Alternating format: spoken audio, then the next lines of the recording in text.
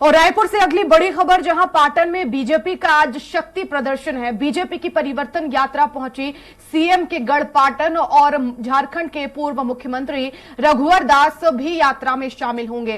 पूर्व मुख्यमंत्री रघुवर दास आम सभा को संबोधित भी करेंगे और लगातार केंद्रीय नेता परिवर्तन यात्रा में शामिल हो रहे हैं। परिवर्तन यात्रा का रात्रि विश्राम आज पाटन में होगा। और हेमंत हमारे साथ लगातार बने हुए हैं। हेमंत, आज परिवर्तन यात्रा जो है वो पाटन पहुंचने वाली है, शक्ति प्रदर्शन होने वाला है, लेकिन यहां पर हम देखें कि पाटन से बीजेपी ने प्रत्याशी भी घोषित कर दिया है, तो आज एक अग्नि परीक्षा है। और देखिए, बीजेपी की परिवर्तन यात्रा पूरे प्रदेश में 2 चरणों में हो रही है। एक जो यात्रा है वो दंतेवाड़ा से निकली हुई थी और काफी सफर उसने तय कर लिया है, और दूसरी जो परिवर्तन यात्रा है वो जसपुर से शुरू हुई थी। पहली चरण की जो यात्रा है वो दंतेवाड़ा से जगदलपुर, जगदलपुर कांकेर, कांकेर से किसकाल है, राजनांदगांव, तमाम विधानसभाओं को कवर करते आज मुख्यमंत्री भूपेश बघेल के गढ़ पाटन पहुंचेगी। और एक तरीके से शक्ति प्रदर्शन ये बीजेपी का होगा। जो जानकारी मिली है उसके मुताबिक 5 बजे परिवर्तन यात्रा का रथ पाटन पहुंचेगा। पाटन में एक आम सभा का आयोजन किया गया है और झारखंड के पूर्व मुख्यमंत्री रघुवर दास उस सभा को संबोधित करेंगे। इसके अलावा कई बड़े नेता बीजेपी के वहां पर मौजूद रहेंगे और एक तरीके से चुनौती देने की कोशिश वहां पर होगी बीजेपी के द्वारा मुख्यमंत्री भूपेश बघेल को। और जब से पाटन में प्रत्याशी का ऐलान भी हुआ है तब से काफी आक्रामक वहां पर दिखाई दे रही है बीजेपी। तो कुल मिलाकर पाटन में भी दिलचस्प मुकाबला होगा। हालांकि तमाम क्रियाकलापों और तमाम कार्यों और तैयारियों का क्या फायदा बीजेपी को मिलेगा वो चुनाव के बाद ही पता चलेगा। बिल्कुल बने रहेगा हेमंत। और पाटन से हमारे साथ आशीष शर्मा भी फोन लाइन पर जुड़ गए हैं।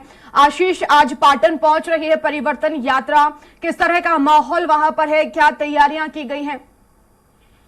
जी बिल्कुल, मैं आपको बता दूं कि आज पाटन में जो परिवर्तन यात्रा पहुंचेगी, कल लगातार पिछले 9 दिनों से यहाँ पे बेमेतरा संपूर्ण संभाग यात्रा मतलब हर जगह जगह कार्यक्रम होते हुए अहिवारा कल पहुंचे थे। अहिवारा में कल रघुवर दास भी शामिल हुए थे और आज वो पाटन में भी पहुंचेंगे और एक बड़ी सभा यहाँ पे उनके द्वारा की जाएगी। और आपको ये भी बता दें कि लगातार 5 साल सत्ता से दूर रहने के बाद एक परिवर्तन यात्रा एक तरह से वापस सत्ता वापसी की एक तैयारी है भाजपा की। जी बिल्कुल आशीष, लेकिन यहाँ पर प्रत्याशी विजय बघेल है और ऐसे में सीएम भूपेश बघेल एक मजबूत चेहरा है और अब शक्ति प्रदर्शन बीजेपी दिखा रही है। लेकिन यहाँ पर आखिर अगर आज जन समर्थन इस परिवर्तन यात्रा को मिलता है तो यहाँ से अंदाजा लगाया जा सकता है कि आने वाले चुनाव में कड़ी टक्कर यहाँ पर विजय बघेल देते हुए नजर आएंगे। जी बिल्कुल, इस बार जो चुनाव है छत्तीसगढ़ के पूरे 90 विधानसभा सीट की अगर हम बात करें तो सबसे बड़ी सीट ये जो पाटन की जो सीट है उसमें 4-4 तस्वीर दोनों आमने सामने पहले भी 2008 में विजय बघेल और भूपेश बघेल के बीच चुनाव हुए थे। और ये सारी पूरे प्रदेश की नजरें यहाँ पे टिकी हुई है। एक तरह से शक्ति प्रदर्शन भी यहाँ पे भाजपा का आज परिवर्तन यात्रा के दौरान दिखाई देगा, क्योंकि लगातार भ्रष्टाचार के मुद्दों को लेकर के और लगातार कल जब अहिवारा पहुंचे थे रघुवर दास जी तो उन्होंने कहा था झूठ बोलने वाली सरकार है, हम इसकी सरकार, हम अपने इस सरकार को उखाड़ फेंकेंगे। लगातार भ्रष्टाचार को लेकर के बहुत सारे मुद्दे को लेकर के लगातार आंदोलन करते आ रही है। जी आशीष, पिछले चुनाव की अगर बात की जाए तो जीत का अंतर क्या रहा? ये पिछले चुनाव की अगर जीत, पिछले चुनाव में लगभग 14 से 15 सीट के लगभग भाजपा को मिला था, क्योंकि और इस बार भाजपा का पूरी तैयारी इस प्रकार की है कि उनका कहना है कि इस बार हम 70 के पार लाएंगे। लगातार आंकड़ा वो बताते जा रहे हैं, लेकिन आने वाले समय ही में पता चल पाएगा कि किस प्रकार की जीत भाजपा को सुनिश्चित होता है, क्योंकि लगातार वो प्रदर्शन, भ्रष्टाचार और सरकार के जितने भी योजना है उनको लेकर के लगातार लगातार तैयारी कर रही है कि वापस वो अपनी सत्ता को वापसी कर सके। बिल्कुल आशीष, प्रत्याशी की घोषणा हो चुकी है पाटन में, तो ऐसे में जो प्रत्याशी हैं जनता के बीच किस तरह से जा रहे हैं, कैसे जन जन तक पहुंच रहे हैं? ये लगातार विजय बघेल का दौरा पाटन के है, विधानसभा क्षेत्र के हर जगह जितने वार्ड वहाँ पे पूरे विधानसभा क्षेत्र में लगातार दौरा कर रहे हैं, लोगों से मिल भी रहे हैं।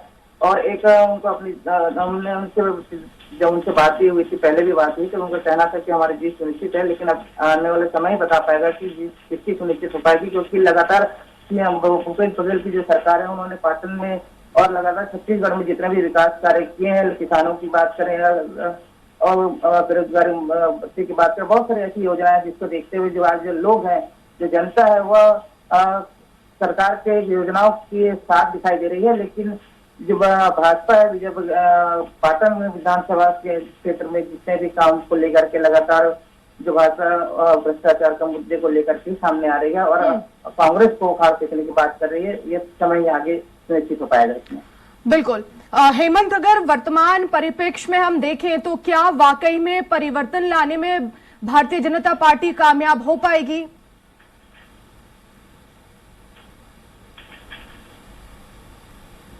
हेमंत, आवाज पहुंच रही है आप तक?